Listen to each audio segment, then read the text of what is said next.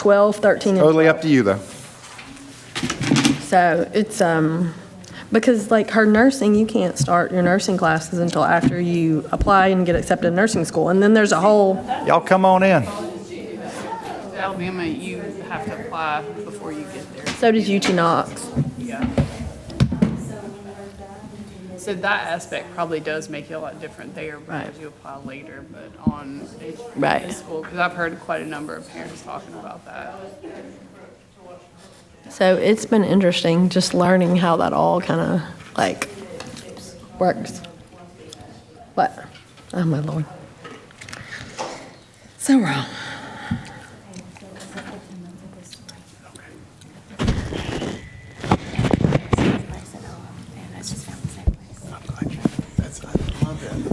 Isn't it cute? Did you see the show? My friend, So the last two.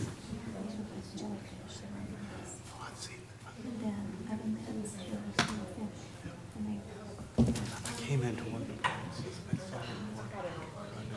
That's awesome. I don't know what he's gonna do about it. Yeah. I don't know what he's gonna do about it. Yeah. Deal with it sometime.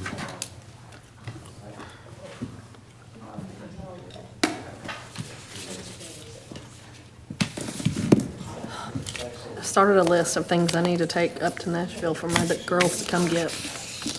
Oh, yeah, you're the bootlegger. Oh, Yes, yes. Well, the funny thing is so I was up there, for Haley's thesis or whatever, and their medicine box was almost completely empty. So I went to Walmart and I restocked their entire medicine box. I was like, yes, I guess I have purpose now. So I went and restocked their medicine box and did all that stuff. For dinner. So restocked, I guess, for the rest of the semester. Okay. I don't know if he was checking which night. Okay. Doing it. No. Thank you, that's important, very important. Yeah, it is. Well, I don't know that they know what determines was in when I it call a friend who originally. lives there to see if he wants to, That's the bad thing. what night we're gonna connect.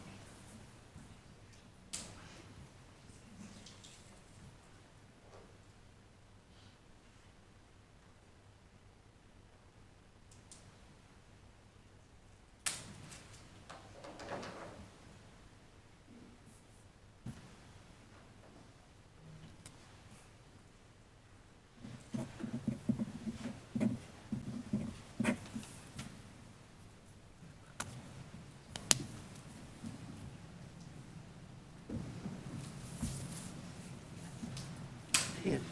Really, congratulations. Ditto. Oh, y'all jinxed it now. I know, right? If you lose to Mickey Mouse is right in. I'm sorry. Sean Brennan's giving me grief about a writing campaign. I said, just for that, you're going on the VOC ticket next time. Don't lose your glasses. Throwing glasses.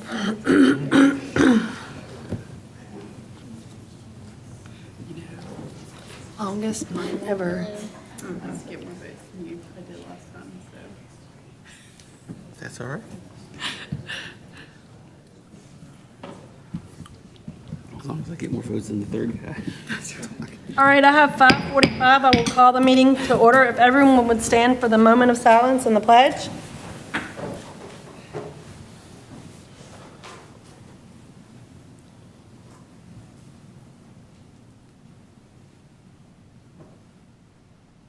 You face the flag. I pledge allegiance to the flag of the United States of America and to the republic for which it stands, one nation, under God, indivisible, with liberty and justice for all. Madam Recorder, if you call the roll, please. Chair Laura Harrison, Present. Vice Chair Jeremy Burnett, Here. Keith Acton, Present. Michelle Childs, Here. Deborah Thomas. Present. We do have a quorum. I would like to welcome everyone to our November meeting. This is our only meeting this month, just to remind everybody. We do have people in the audience, so welcome to our, which is wonderful because normally we don't. So thank you everyone for coming. We really appreciate having your faces here. Mr. Superintendent, would you lead us through our agenda? Absolutely. First on the agenda is the opportunity for public comment. Would someone from the public like to speak? Hearing none. Next item. Next item is the report section, starting with the legislative liaison update. Michelle Ms. Childs, would you go Thanks. ahead? I have a very brief update. We meet monthly with TSBA, which is the Tennessee School Board Association, and those of us who are legislative liaisons. And so at our most recent meeting, some of the information that was shared with us was Senate Majority Leader Jack Johnson had indicated that there will be another go at vouchers for public school funds on private schools, but this time around, they are not anticipating having an open enrollment requirement like they did last year. They are planning to file on November 6th, which is quite early and not usually what they do, and that they expect the House will do the same, to file like right after the election. And they expect there to be some legislation coming out restricting cell phone use in schools, kind of along the lines of what Virginia has done. Thank you, Ms. Childs. Any question for Ms. Childs? Hearing none. Next item. Next item is the superintendent's report. With the board's permission, I'd like to start off the superintendent report with some recognitions of some very important people that we have here with us today, and we're going to do that right away. Let me switch up the screen here real quick. Okay, and I'm going to step down here and do the recognitions, and then board members, I'll invite you to join me in just a moment. I'm sorry, keeping it on the mic.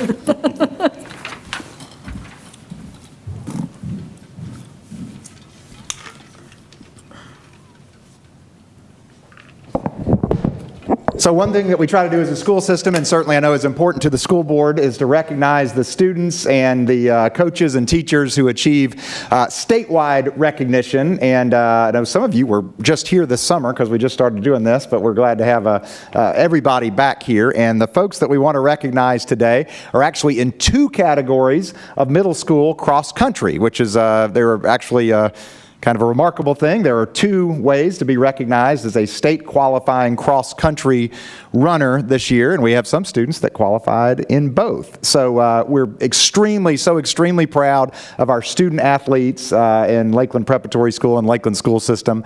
And every time you go out there and run with that LP on your chest or the Lakeland Lion on your chest, then you are sending a message about our school system.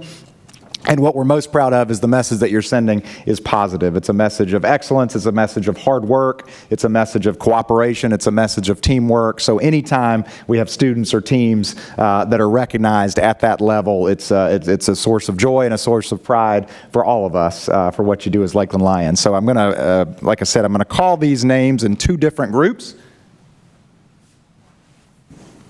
The first is the TMSAA Cross Country State Championships. So this is under the TMSAA, kind of the sanctioned state championships.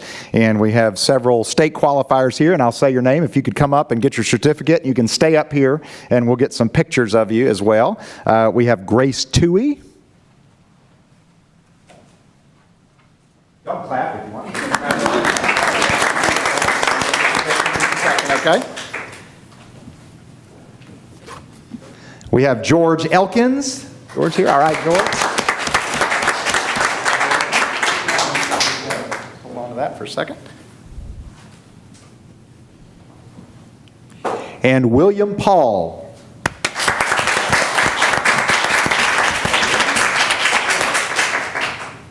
Y'all want to come on down and we'll do pictures as we go, groups?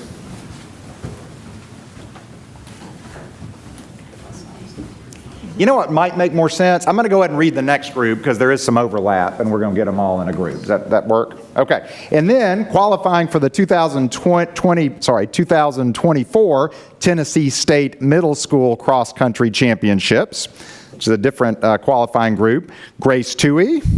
Again, you can clap again. Grace, you'll have two certificates. George Elkins. Get 2 certificates there. And then we want to welcome up Victoria Santiago. Not here, is that right? Are we missing one? Do we have another qualifier? No? Okay. That's good, that's it, okay. You're here observing, is that right? Okay, all right, good. Just want to be sure. And then we also want to recognize our outstanding coach, Stacy McGoldrick.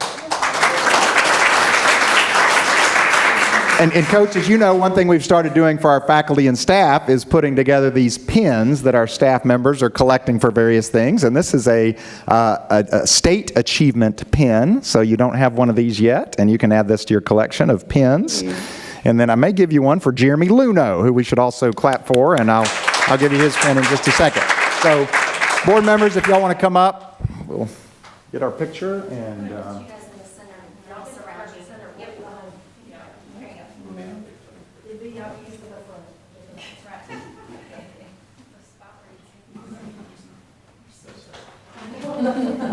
Are we where you want us? All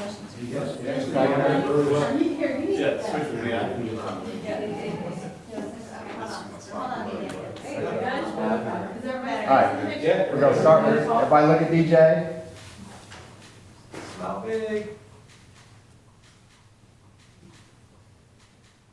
All right. Parents, did you get what you need? You want to come up and get pictures? Everybody got it? Yes, thank you. Thank y'all so much. Congratulations.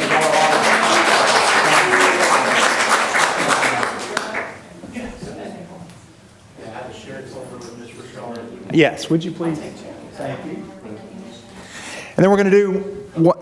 Thank y'all so much for coming. You're certainly welcome to go if you would like to. Everybody got places to be. We know how busy kids. And then we have another very, very special recognition, somebody we're just extremely proud of, and that person is Crystal Nolan. Crystal Nolan was recognized as the TITA, which is the Tennessee Educational Technology Association. She was the 2024 TITA Outstanding Teacher of the Year, also a statewide recognition from that statewide organization. And if you don't know Crystal Nolan, you need to know Crystal Nolan because she is one of our educational technology facilitators at Lakeland Preparatory School. She has done so much to help teachers with their own use of technology, but she is also a person that helps everybody with everything, including me. She does awesome graphics, but she teaches folks how to do awesome graphics and use technology. She is also the voice of Afternoon Dismissal, which is one of the things that I suspect she does to stay off the car line, but she does such a great job with it that who can blame the administration for keeping her there? She just has a great upbeat spirit and makes the announcements. You did say something today that I don't believe I've ever heard this said at school. I can't remember ever hearing it said at Lakeland Prep. She said, "There are no activities after school today." There was no events. There were no events, I guess. So that was remarkable. But we're so proud of you in this recognition and, again, bringing that kind of distinction to our school system. But you absolutely deserve it, and there's no one who would dare suggest otherwise, but based on the quality work you do at Lakeland Preparatory School and have been doing. So thank you so much. If you want to come up, we have a pin for you.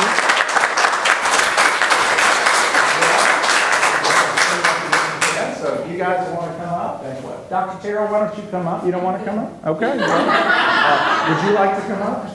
Picture taken? Yes. We think you should.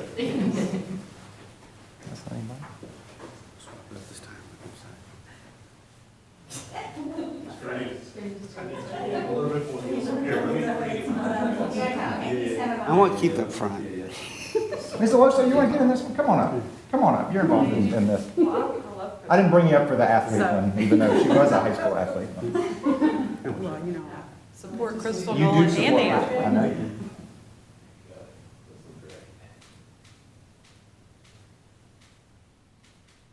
do. Awesome. Thank you.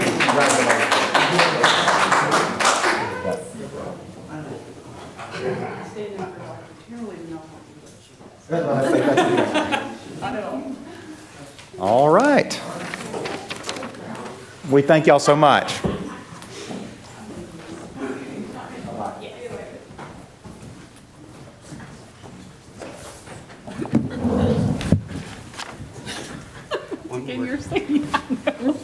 It's like Alabama trying to take a Tennessee seat on the list. Oh, wait, how'd that work out this year? All right, let me switch the camera back as well.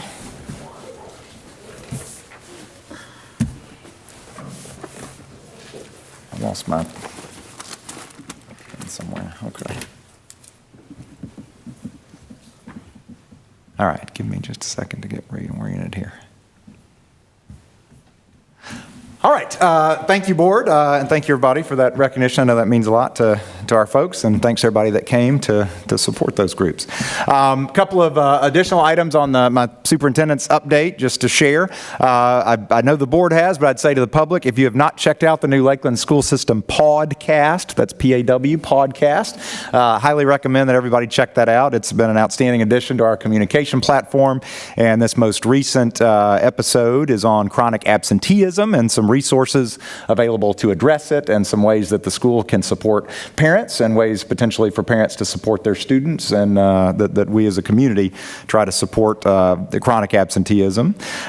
Just a fiscal note, our 2024 system level audit began today. On the consent agenda, you'll see the internal school funds audits, which are basically the school level audits, but our system audit that's done in cooperation with the City of Lakeland began today. They'll work with us for, I'd say at most, probably a week and a half, which is a very short amount of time because our group is so organized. And I want to compliment Jesse Rosales and Tristan Gately-Sweat, our new finance director, who have worked hard, and their team, who have worked hard to prepare for that audit. And I'm sure it'll be another smooth audit experience.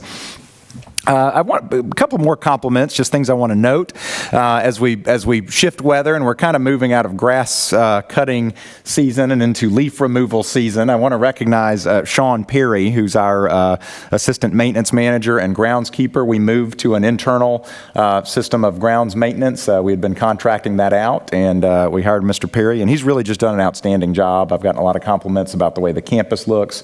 He stayed on top of it at both schools, and it's just been an outstanding addition to the team. And I also want to recognize the custodial staffs at both schools. They're very obviously putting a lot of pride into their work, and I think both schools have been really, I've seen an improvement, in fact, in I think the cleanliness and the upkeep at both schools. And I want to compliment Mr. Massey and Mr. Johnson, the plant managers, as well as Jeremy Hayes, our maintenance manager, for that hard work.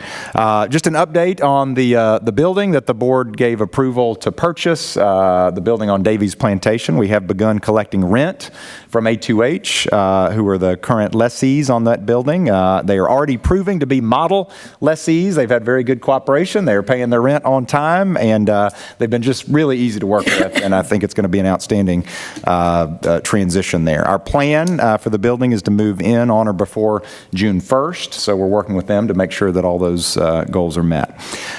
Just a couple more recognitions. I want to thank the Chamber of Commerce. We had another successful Chamber golf tournament. That's always a big fundraiser for the schools. It could not be done without the cooperation of the Lakeland Prep PTO and the Lakeland Elementary PTA. We have almost too numerous of recognitions of student groups, some of whom will come back here because they're state recognition, and I'm sure I'll accidentally leave somebody out, but our volleyball team were district champs. The girls' soccer team were district and regional champs and state qualifiers. We have high school cross-country representatives who qualified for state. The Lakeland Elementary School girls' cross-country team qualified for state. We've had junior high and senior high all Southwest winners. We've had awesome superior marks in band competitions and recognition for the color guard as well. It goes on and on and on. And we're just so proud of all these students and the work they're doing. We definitely try to make sure that we're well balanced in academics, athletics, and the arts, and I think that is showing through in everything that our students are doing, and that the administration and teachers and sponsors and coaches are helping to make sure they do. So that concludes the regular part of my report. Any questions for the superintendent? Hearing none, I will add one more. Bowling had their first win last week. The LPS bowling team had their first win ever last week. I missed that one. Okay, Yes. great. Thank you so much. That was another one that happened actually late breaking. Love it. Yep. Strike one. Love it. All right, next item. Next item as part of the superintendent's report is the monthly financial summary. It is posted. Nothing unusual to report. Everything's in good order. but certainly take any questions if there are any. And I think you kind of hinted at this. So everything is on track and tracking where it should be financially for where we are at this time of the year in the budget season? Yes, Okay. absolutely, yep. Okay. So far, the budget has held true, so. Any questions for the superintendent? Hearing none, next item. Next item is the approval of the agenda. Is there any items anyone wishes to add to the agenda? I had one, but I'm trying to find it now. Give you a moment. Yes, thank you. What I'd like to propose adding under the discussion action items number 3 to the consent agenda item. That's not me. Sorry about that. So That's you're it. making a motion to move item number 3 on the Under- discussion action to the consent agenda? Correct. I'll make a second. Any discussion on moving that? Hearing none, all in favor say aye. Aye. Any opposed? The agenda is amended for number 3 to go to number 9 on the consent agenda. Any other items anyone wishes to add or make a motion to change to the agenda? Right, we are now on the amended agenda. All in favor say aye. Aye. Any opposed? The amended agenda is approved. That's a mouthful. All right, Dr. Worrell, next item. The next item is the approval of the consent agenda. Is there a motion to get this item on the floor? So moved. We have a motion. Is there a second? We have a motion and a second. Is there anything anyone would like to remove from the consent agenda? Hearing none. All in favor say aye. Aye. Any opposed? Motion passes. Next item. Next item, as we move into the discussion action items, item 1 is the Benchmark 1 presentation from the Director of Assessment, Accountability, and Data, Matt Adler. I don't think we need a motion for this one. That's correct. The floor is yours. Thank you, Chair. Tonight, we are going to give a snapshot of what's going on in terms of our benchmarking. Our first benchmark happened back in September, but also I'm including some of our spring achievement data within this presentation as well. It's going to follow a little bit different format that we've done in the past. Again, I'm just highlighting certain areas just to get a snapshot. The school administrations have all the data, the teachers have all the data they need to make instructional decisions and instructional changes if they need to make changes.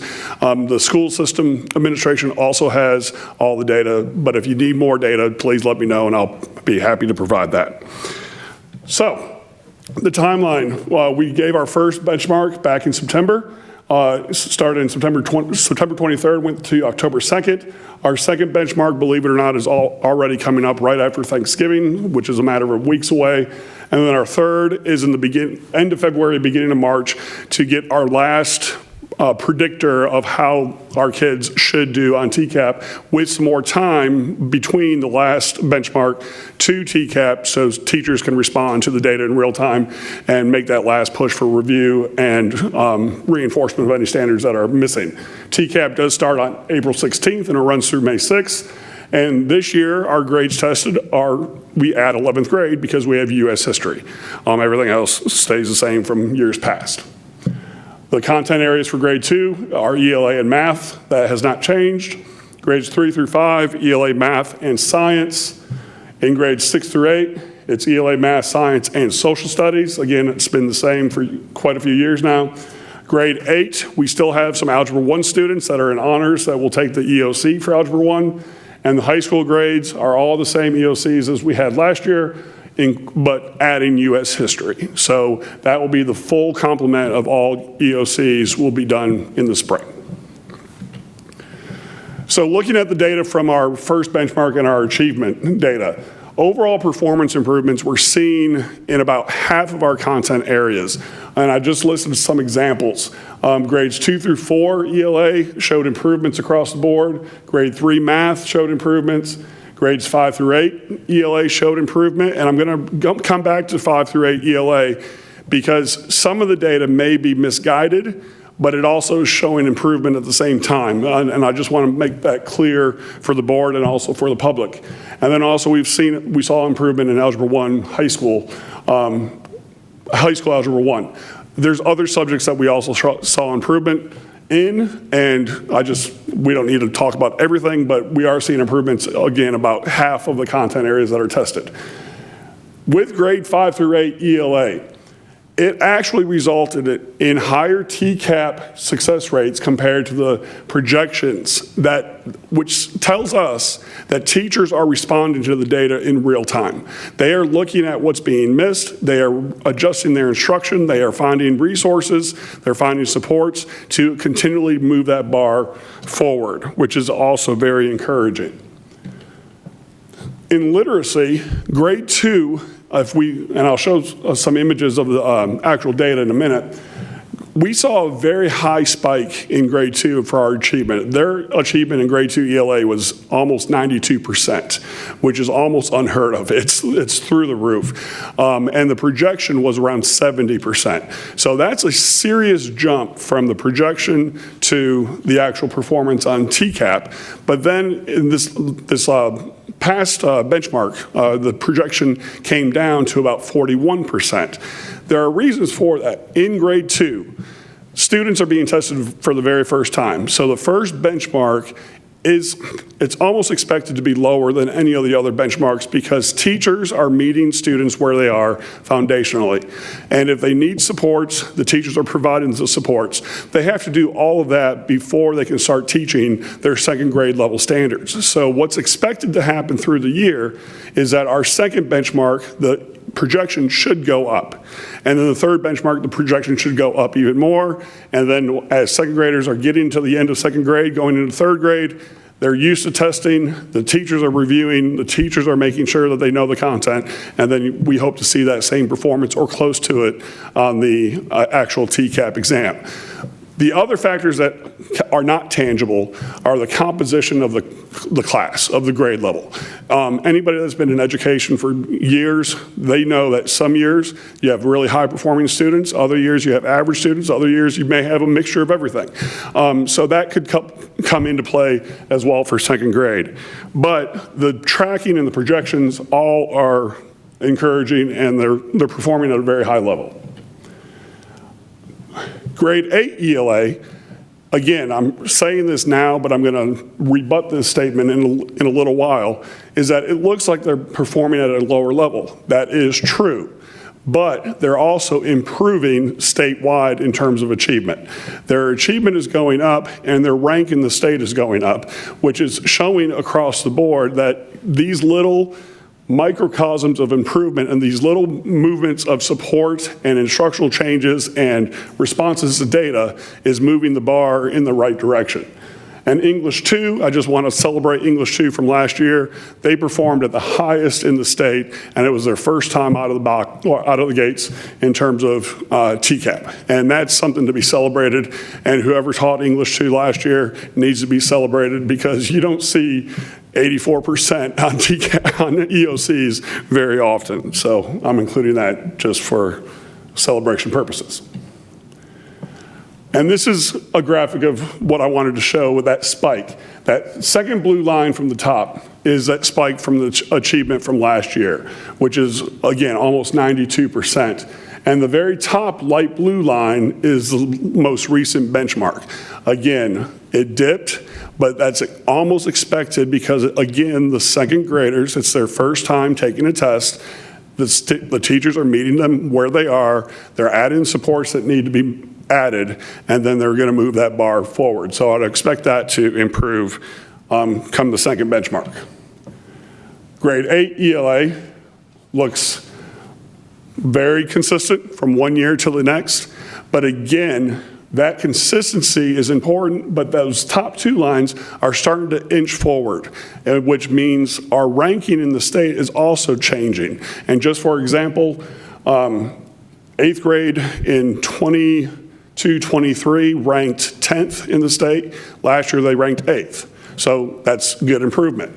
In 7th grade, and I'm jumping ahead a little bit, they were 9th in 22-23. They were 3rd last year. So that improvement is being seen across the board. And then the high school EOC, this is very encouraging because if you look at that top line compared to the bottom bar, they are very, very close to the same projection. And again, our English 2 last year for our achievement performed at a very, very good level. When we dive a little bit deeper, The ELA, and I'm just saying this mainly for the public because you've heard me say this numerous times, is the only comprehensive assessment that's out there. The standards every standard is included in every benchmark. With the other benchmarks, teachers pick their standards for the first benchmark compared to the second, and then the third is the comprehensive. For grades 2 through 4, our TCAP success rate was higher on average for all those grades by 18% compared to the first projection, which tells me that it's a very high likelihood that we are going to perform at a higher level on TCAP than we would compared to the first projection. Why do I say that? Because the second projection gets a little tighter for ELA. The third projection gets even more, a little bit more higher predictability for that third because, again, that comprehensive nature of the test. For grades 5 through 8, I've already mentioned this, we also saw gains across the board. And again, it followed the same pattern as what grades 2 through 4 followed. There's an increase on TCAP by an average of 5% compared to the very first projection. And I would expect that number to get tighter as the year goes on. I'm showing this just, again, you've seen this slide before, but you can see, and this is mainly for the public, that ELA 5 looks like it's doing better than ELA 6. ELA 6 and 7 are about the same, and ELA, it looks like it takes a drop. If we look at these graphs, you kind of see the same thing, where ELA 5 is anywhere from 60 to 70% success. ELA 6, anywhere from 50 to 60%, same thing with 7. And then with 8, you think, there's some warning that we have to kind of shake it up a little bit because it drops to anywhere between 35 and 45%. But 6th grade in 22-23, they were ranked 6th in the state. Last year, they were ranked 5th, so that they improved with the cohort of who we compare against throughout the state. In 7th grade, as I already said, they were ranked 9th in the previous year. They were ranked 3rd this past year. For grade 8, they were ranked 10th in one year. They're ranked 8th this past year. So in all those rankings, there's also improvements that are being seen that this data may not show you per se in terms of what's happening. But what we want to see is those top bars inch forward further and further, so there's more and more improvement. So the instructional supports that are in place. For grades 6 through 8, ELA teachers have been given additional resources to support their instruction. There's a focus on common planning time within the master schedule. The PLC work continually focuses on the achievement data, TVOS data, and the formative benchmark data.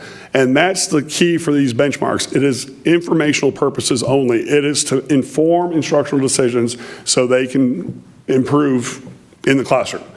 And then this is a little bit different this past year and this year, is that they're putting a little bit more emphasis on the old school way of teaching, which is by paper pencil for note taking, for reinforcement, almost that muscle memory to take from the pencil to the mind so it solidifies, instead of what we see a lot of kids just absorb the screen and they just take it in, they look at the pictures. So that's a little bit of different method that the school is using to not solely rely on technology, but make it a hybrid model of instruction, which should result in better results. In mathematics, what we're seeing, again, in just a snapshot, in grade 3 math, there was a dramatic improvement from 22-23 to 23-24, which indicates effective instructional strategies and increased student engagement. They're buying into what the teachers are teaching them. And in grade 8 math, there's not a lot of improvement that is being seen, but it's fluctuating a little bit back and forth, but they're a little bit lower averages, so there needs to be some supports with the grade 8 math.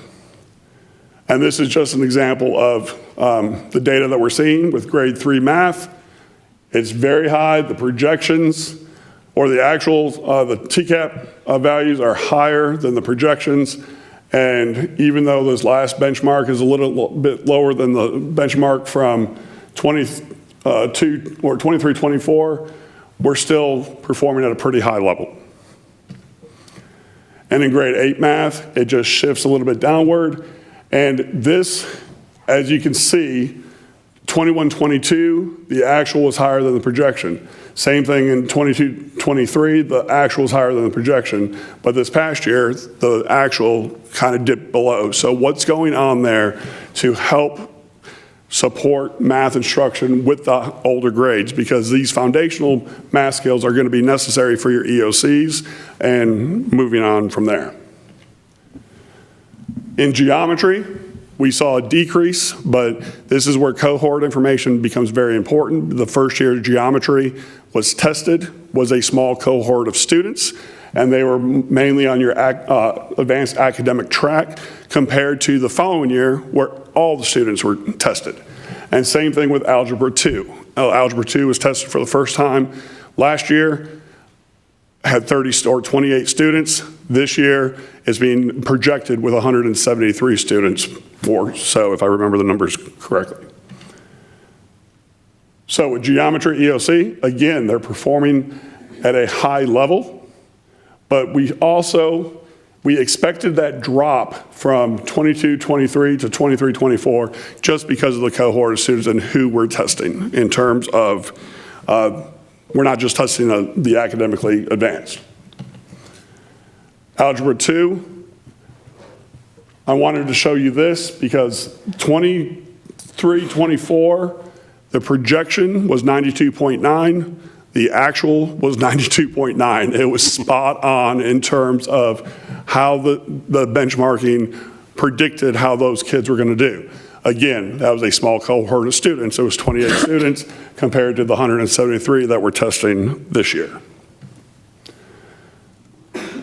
For grades 2 through 4, for math, TCAP success rate, they improved by 6% on average. And grades 5 through 8 math, they improved by 0.5%, if that. Math EOCs, I did not put that up there, but we saw a little decline, but it was only by 3%. So why I say that is benchmarking is vital to what's happening with our students in terms of the final TCAP performance. It gives us a very good indication of how they're going to do.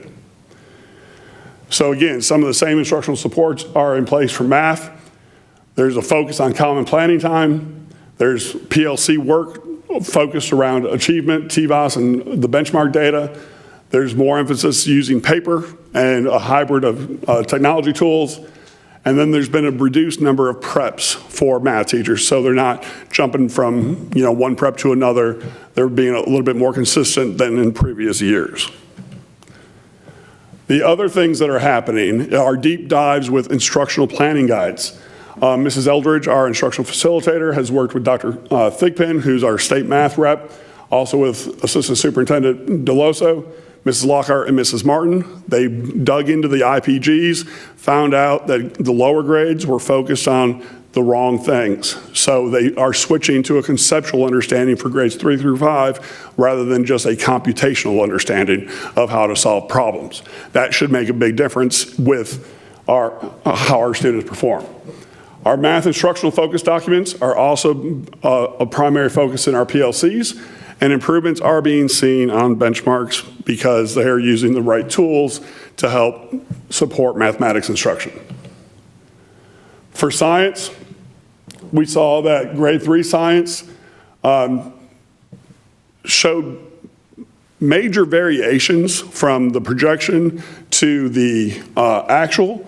But why is that? Because the teachers are responding to the data in real time, and they're adjusting their instruction throughout the year to get the students to where they need to be.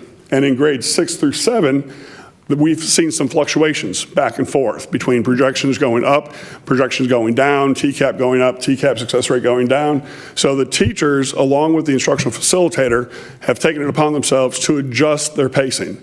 To say in grades 6 and 7, some of the more difficult abstract concepts that they were being taught early on are now being pushed back to later in the year, so students have a better grasp of that deeper understanding of what's going on with science. Sorry, I just hit all these buttons.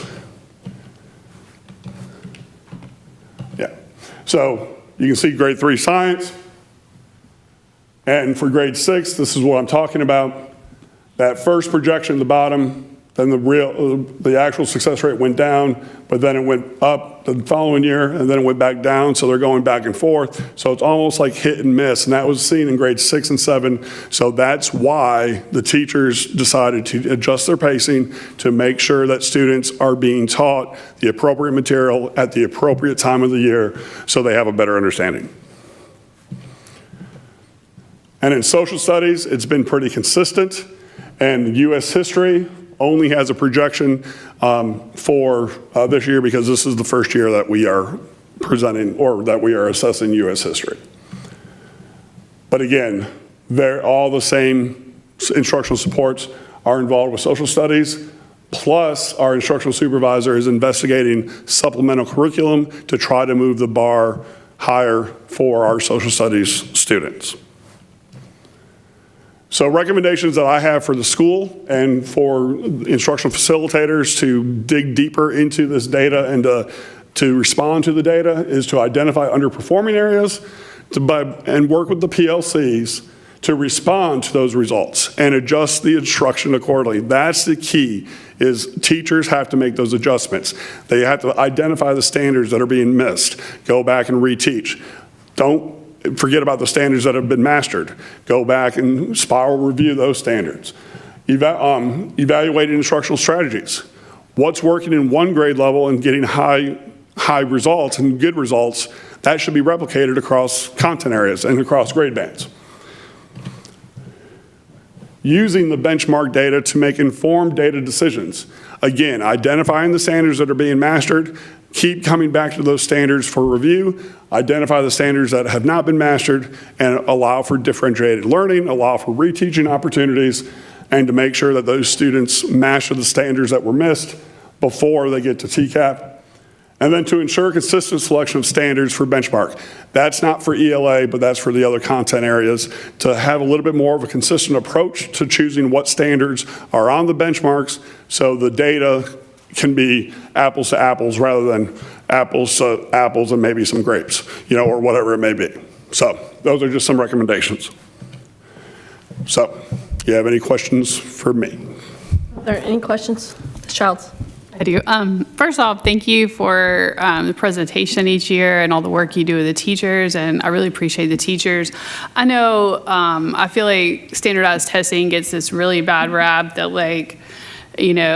the sky is falling for the student, but I feel like I love the culture that it's like, just do your best. That's all we're asking. And just, it's like any other day, we're just getting you ready for it. You have all these benchmarks, so it's not this out of the box situation. So they're very used to it. And hopefully the teachers feel very supported, that it's not some surprise to them what TCAP presents because you've been working with them all this.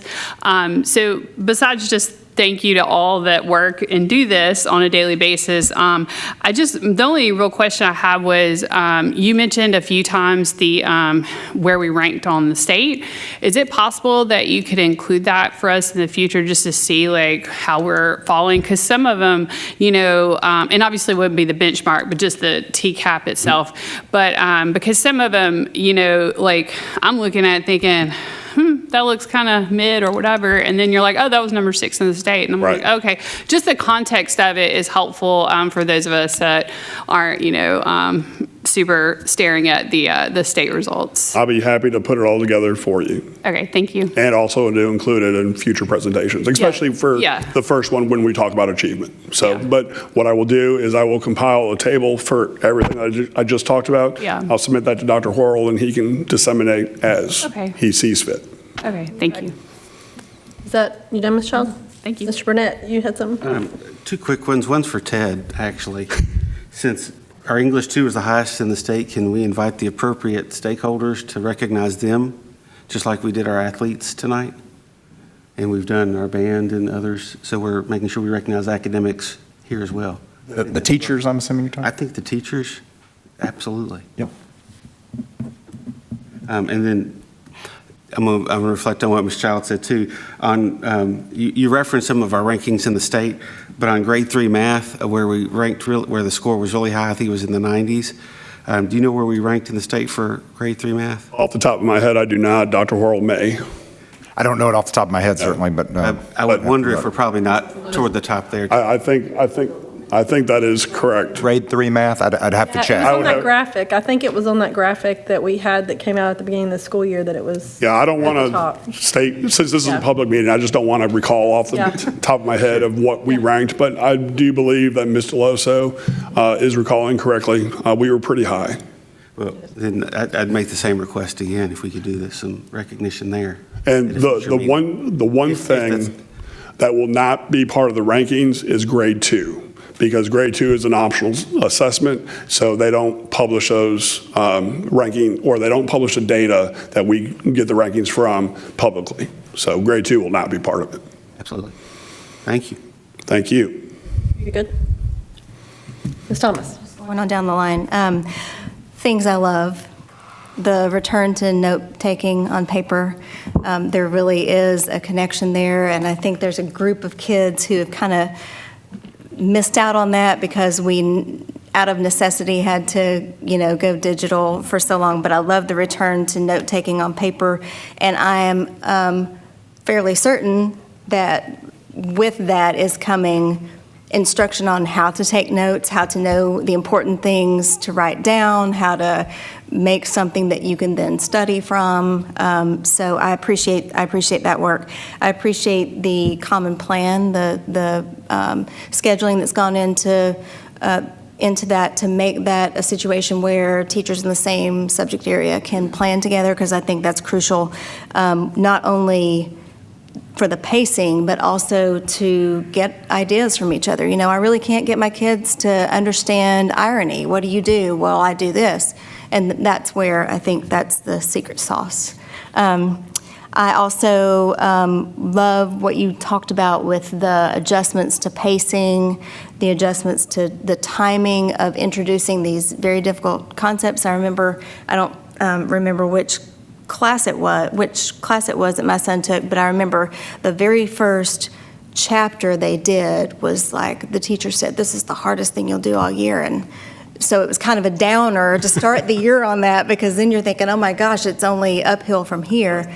But I think it's great for the student psyche, and I think it's great for practices that can build to that more difficult thing. So I love all the work that's going on in the schools. I love that you reported how these improvements are being made, and I hope that this is has a positive effect on teacher morale, and that we're saying to them, we trust you. We know you guys figure this out, and we trust you to work together to help the kids. And so I love all that. I think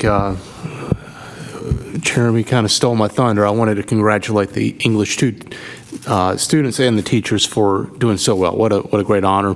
And it sounds like which math class was that? It is, I have confirmed, it is third grade math was Third also grade number math. one. So congratulations to those educators and those students for just achieving so highly, and that is awesome.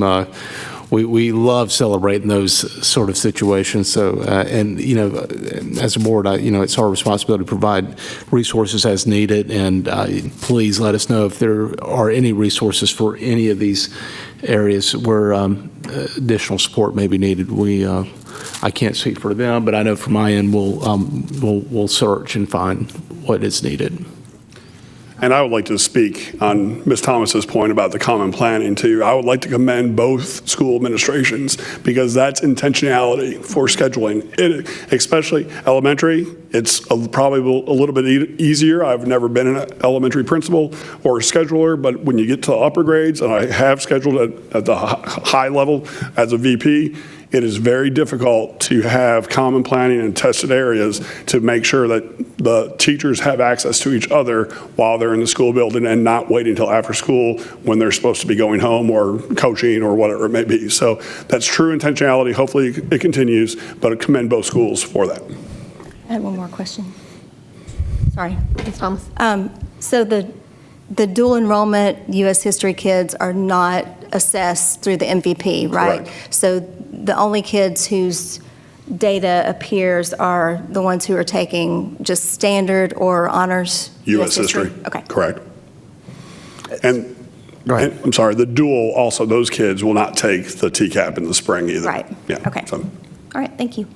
And I wanted to note, especially since she's here, speaking of commending our Assistant Superintendent, Angie DeLoso, if you'll stand up for just a second, so you're on the camera here.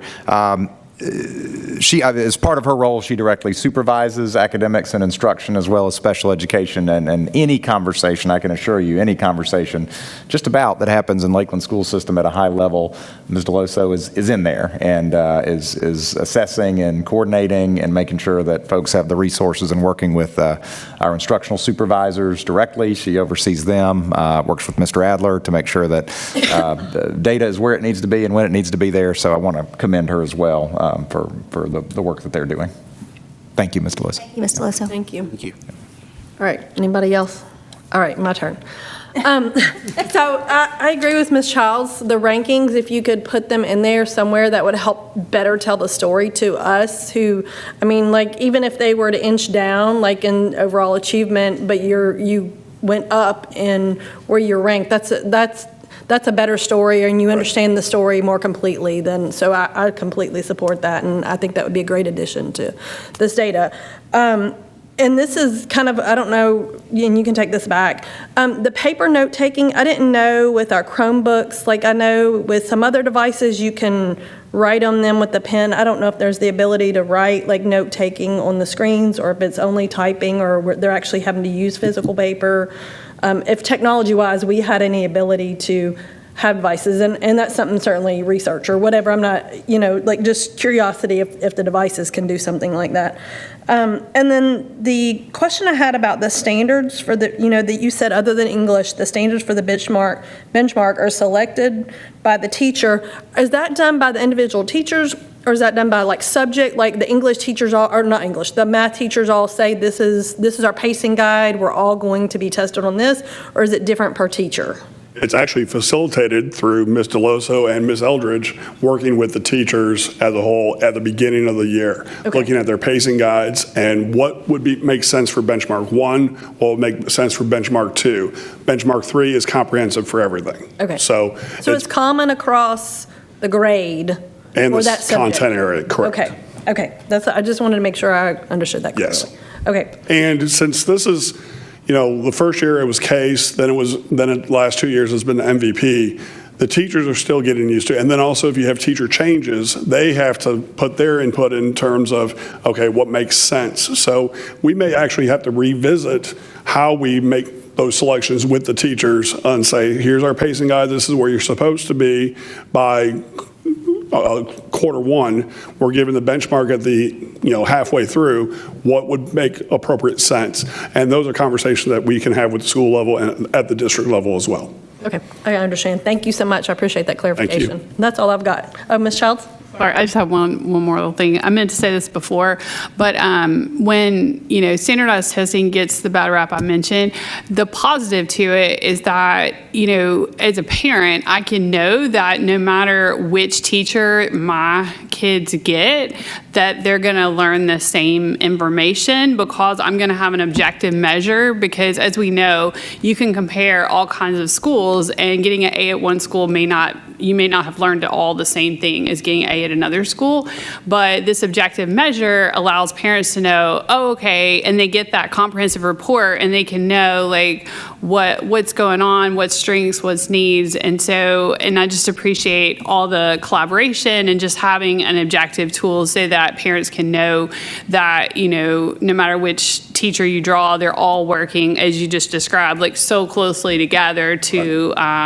collaborate and, build on each other's strengths like that. So again, I just really appreciate the model of how all of this works, all the magic. And along those lines too, Ms. Childs, is that this formative assessment information is so vital because you can see if there's a guaranteed viable curriculum being offered. So if you have 2 classes of, let's say, Math 6 or Math 7, and one class performs really well, and they're the same composition as another class that doesn't perform as well, there's some conversations that school level administrators can have with those teachers. There's some PLC work that can revolve around it. But yes, it gives you that insight to how well are our students being prepared for the TCAP, and then the TCAP is the ultimate insight of did we get our kids where we wanted them to be. So, excellent point. Any more items? Thank you, as always, Mr. Adler. Very insightful. Thank you. Lots of information that you have to condense down, because I can only imagine the amount of data that you're coming through to condense down into this form. So thank you for taking the time to do that and Thank you. presenting it to us. I appreciate it. Thank you. Have a good evening. Thank you. Thank you, Mr. Adler. All right, Dr. Horl, next item. All right, next item is approval of memorandum of understanding between the City of Lakeland, Tennessee and Lakeland School System for use of video board located at Lakeland Preparatory School. I'll make a motion to get this item on the floor. Is there a second? Second. We have a motion and a second. Dr. Horl? Yes, I think as we know and as we have discussed, the City of Lakeland very generously has agreed to donate $250,000 to Lakeland School System for the purchase of a video board at the Lakeland Preparatory School Stadium. There were a couple of things that they were asking to be included as part of that agreement, and one of those included use of the press box and the existing scoreboard, which I want to differentiate from the scoreboard and the video board, the scoreboard that currently exists that keeps time and keeps score, so that they were requesting the use of that. And then also, basically the only other real major ask from the city in exchange for the $250,000 was that they be allowed to have a promotional video shown at Lakeland School System events. So the way the MOU is currently written, which was developed in collaboration with the City of Lakeland attorney, Will Patterson, is basically that the video board would only be used at Lakeland School System events. At any event that we had, the city would have the ability to request that a promotional video be played, but the new piece of it would be that for presumably their Parks and Rec games, we would allow, under certain circumstances, it would involve trained LSS officials or City of Lakeland officials that had been trained in the use of the scoreboard.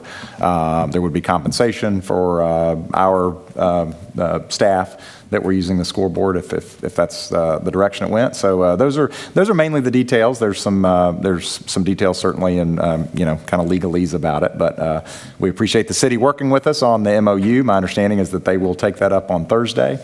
And then one thing I will note is that the MOU does require that the City of Lakeland approve the design of the video board, and then also a decorative truss or some sort of decorative top that has the City of Lakeland, either the logo or the word City of Lakeland in some way. So that would all be still worked out. My belief is that if we get the MOUs approved and we come to terms on the design for what's going to be purchased, that I believe we could have the video board installed by the spring of this school year. Any discussion on this item?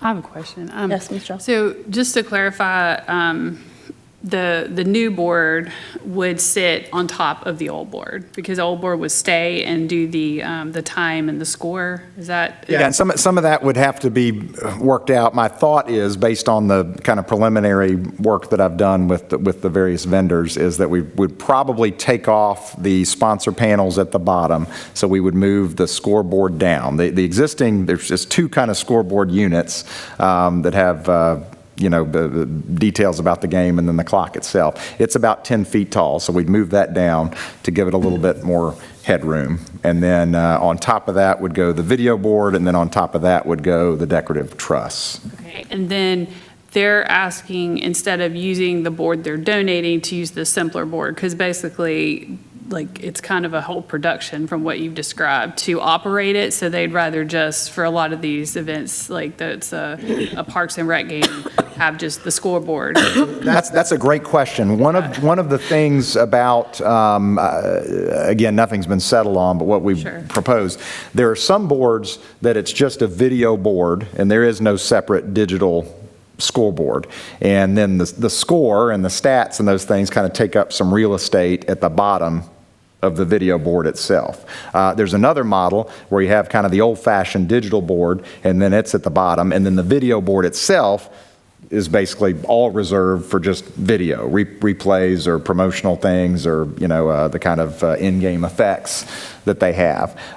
So what this does is the advantage of keeping the traditional scoreboard, and you've probably noticed this, anybody that's driven through Lakeland Prep after school during football season will see that the football team every single day uses that scoreboard. They'll run 5-minute drills and the horn goes off every 5 minutes that you kind of get used to, because it just goes off every 5 minutes after school. But so, and you don't have to turn up the video board. So you don't get the wear and tear of use on the video board. I think lacrosse has used the scoreboard as well during their practices for drills and timing. So it's, the things kind of, I guess, work together in a way, but, they work concurrently during a game, but one's just keeping time and score, and then the video board is keeping the other things going. Does that make sense? No, I think so. I'm just trying to understand. Yeah. Okay. Any more discussion on this item? Yeah, I just, so the MOU is written to say that the video board shall be no smaller than 12 feet by 25 feet and shall be installed in the Lakeland, all the fun stuff after that. Will the board get a chance to review the details of what is planned to be purchased prior to it being purchased? Yes. Okay, very good. There are options to look at other boards and all that. Yeah, that's a minimum size, basically, a minimum expectation. And I've seen some of the track. MUS is a great example. They actually run the track time on their video board. That's a great feature as well. We have an amazing track out there. You've done an amazing job building the track and field. It'd be nice to see if that could be incorporated into it as well. Oh, it certainly could. Yeah, there's no question about it. And I think potentially it could be used this upcoming track season. It could potentially be used this upcoming lacrosse season. It just depends on when we come to terms on what it is we're installing. Any more discussion on this item? Hearing none, all in favor say aye. Aye.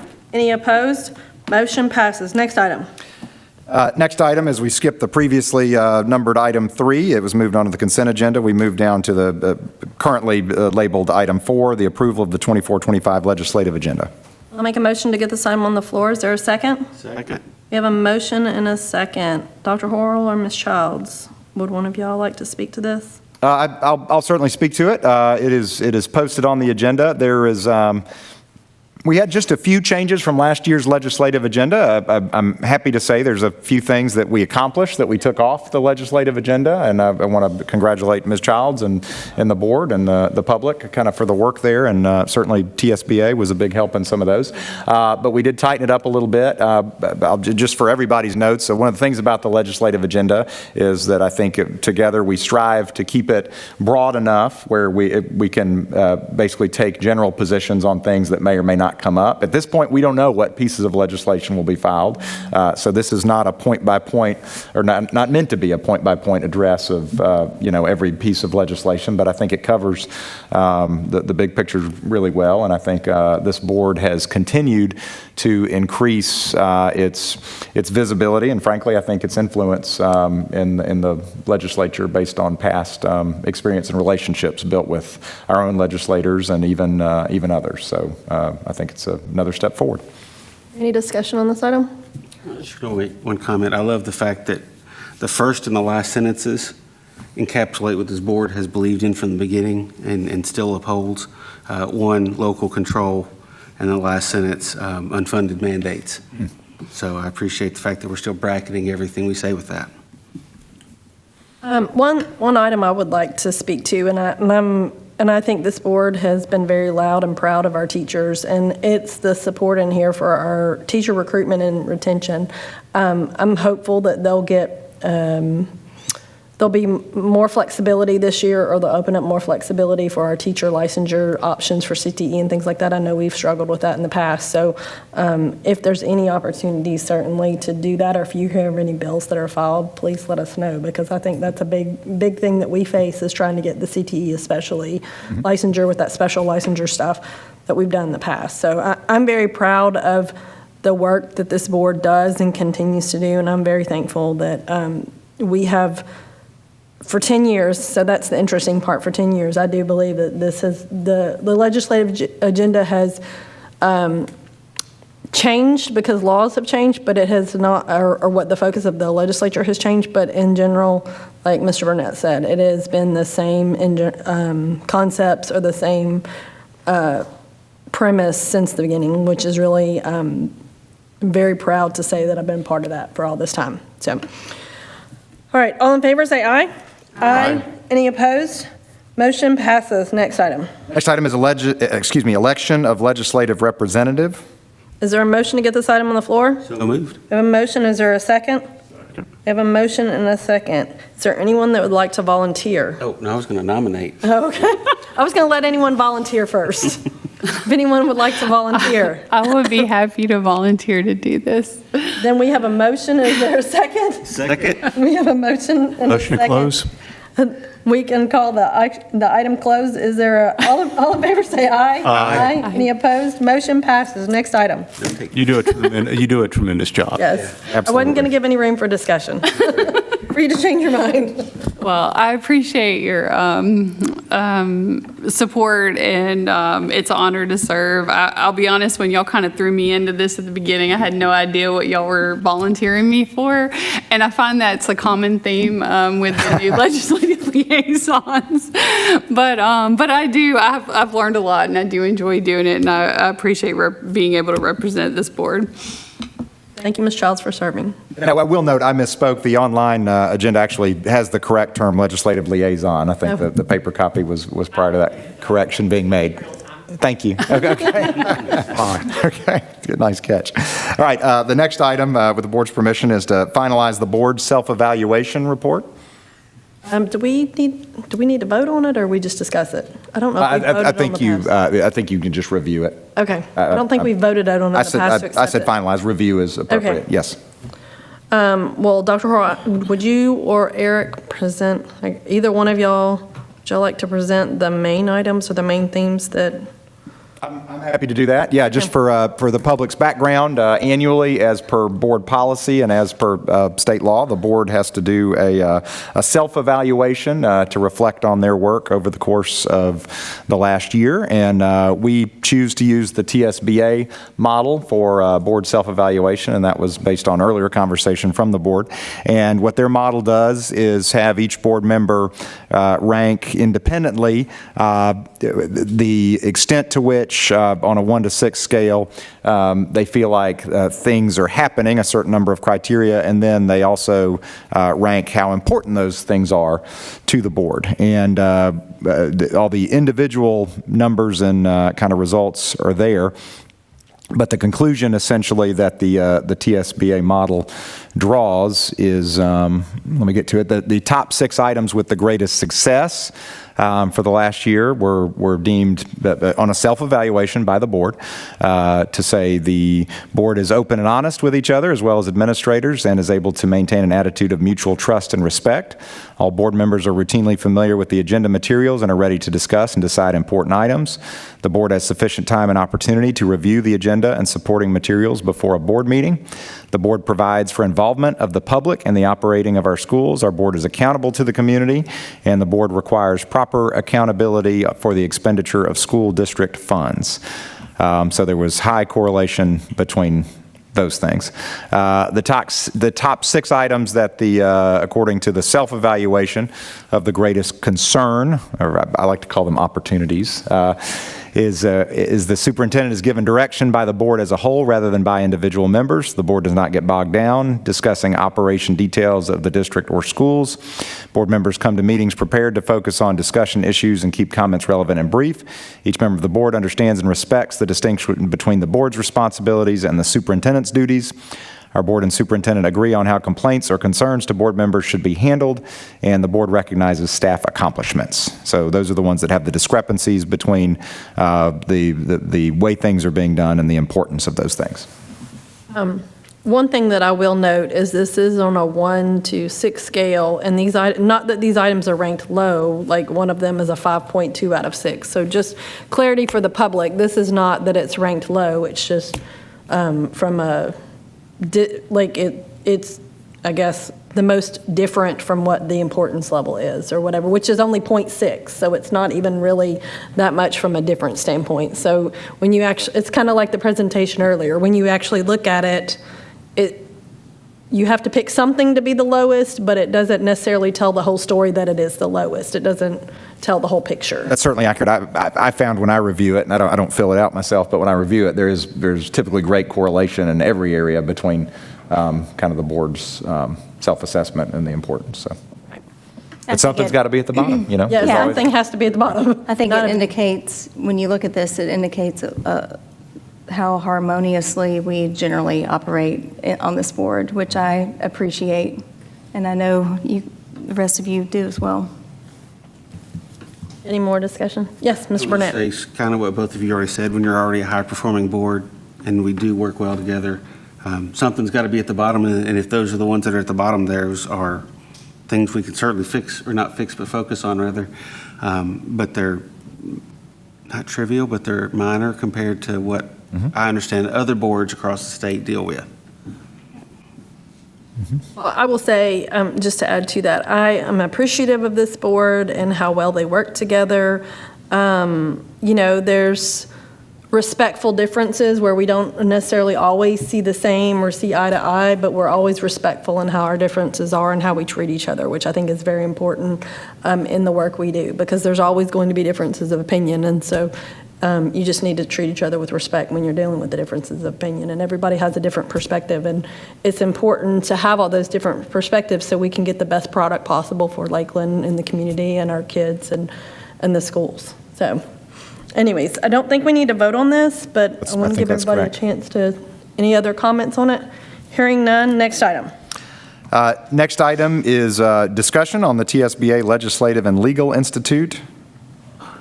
I think This is just a discussion item as well? so we're set for that this week. Is that this week? No, that's the different Oh, one. the February one. February. This is Okay. the- And I did put Do you have a date? the online version that I don't think the information has been released for this Okay. year yet, but just to give enough time with the holidays and everything, planning ahead, it's usually around President's Day, I think. Last year it was February 10th and 11th, which was a Monday and Tuesday. Not last year, this year, 2024. So 2025, I think we can probably anticipate it being roughly the same time period. And that one, just so for clarity, that one is to go to Nashville, and it's usually it's held in Nashville, it's held off-site of the Capitol, and then Capitol visits would be, so it's normally held during the legislative session, but visits for that are generally outside of, go ahead. This is late breaking news, I think. I was able to find it. It looks like it probably only recently got put up. It is February 10th from noon to February 10th at noon to February 11th at noon, and it is actually in Franklin.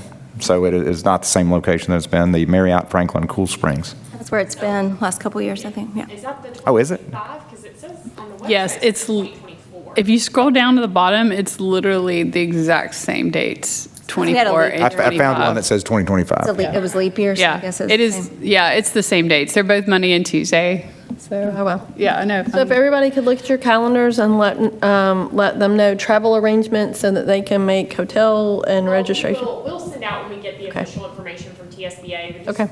kind of want y'all to be thinking about it. Okay. Okay. Summer will communicate with you when we get all of that. Okay. So, and to speak to your comment, yes, it used to be where it was in actual Nashville and we'd speak to the legislators, but on a positive, they usually do give us a lot more information on where everything's shaking up at that point. But just like last year, I've talked with Dr. Horrell and I'm planning to reach out after Election Day.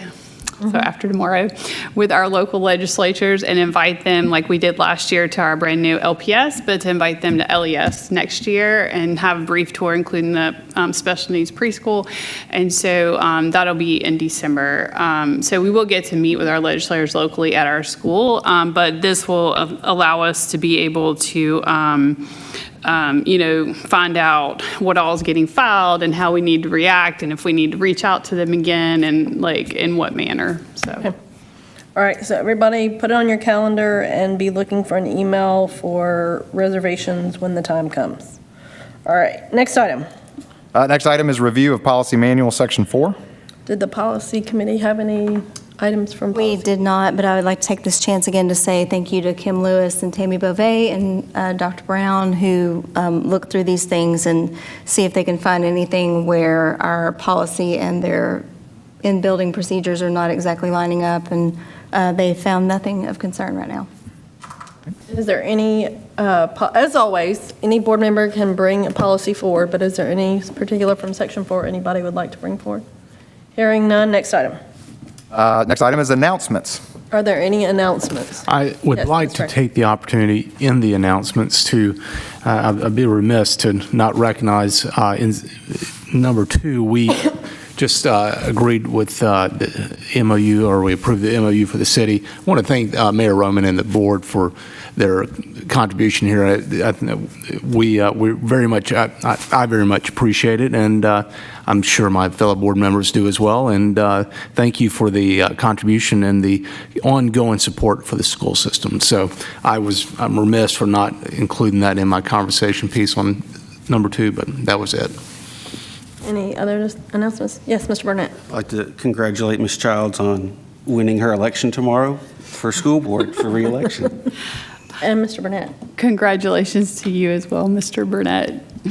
I think, I know we'll be gone to TSBA, but isn't there a play coming up very soon? This coming weekend. This Yes. coming weekend, yep. Yes. Yep, Was it the day the internet died. I understand it's Yes. a comedy, straight play. Sounds super fun, too. Yes. Got Veterans Day programs coming up. Unfortunately, they're also kind of clashing with TSBA. There is a matinee of the day the internet died on Sunday at 2. Okay. Depending on I'm just putting it out there. And I will echo Mr. Ackman's comments too. The city, as part of our 10th anniversary celebration in collaboration, did give so generously to our school system, and I thank them so much for all their support, and they are continuously supporters of everything we do, and just good partners. That's the biggest thing is they're good partners, and figuring out how to bring Lakeland forward, all of us together, and not leave anybody behind. I think that's a big deal, is to bring all of us, the entire community forward. So I definitely want to echo that same thank you to them.